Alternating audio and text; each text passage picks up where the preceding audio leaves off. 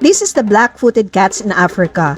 It is only 8 to 10 inches long at 1 to 3 kilograms ang average weight. Pero wag mong ismulin ang small but terrible cat na ito because they are considered as the world's deadliest cat. Today, kilalanin natin ang black-footed cats at bakit sila ang tinuturing na the world's deadliest cat. Ang black-footed cat ay may scientific name na Felis nigripes. It is also called the small spotted cat. Ang soles ng kanyang paa or talampakan ay may color black or dark brown at may bold small spots and brownish stripes ito sa kanyang fur. Sila ay makikita sa disyerto ng Southern Africa.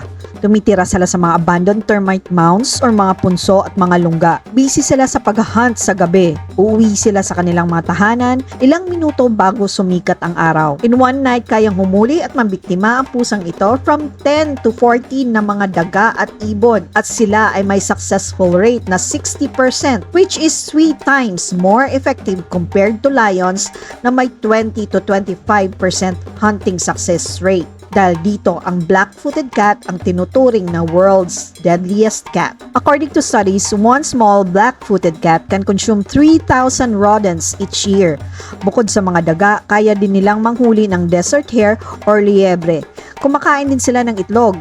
Dahil nasa disyerto sila at limited ang access sa tubig, their source of moisture ay ang kanilang mga biktima. Napaka-impressive ng hunting skills ng mga pusang ito. They use different techniques para mahuli ang kanyang biktima.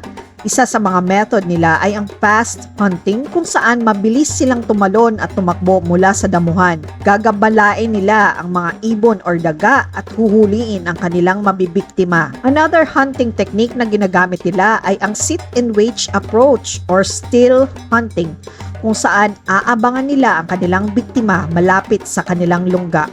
They can wait for up to 2 hours na halos hindi gumagalaw. At once makita nilang lumabas ang daga mula sa kanyang lungga, bigla niya itong dadakmain. I hope nagustuhan nyo ang video na to, guys.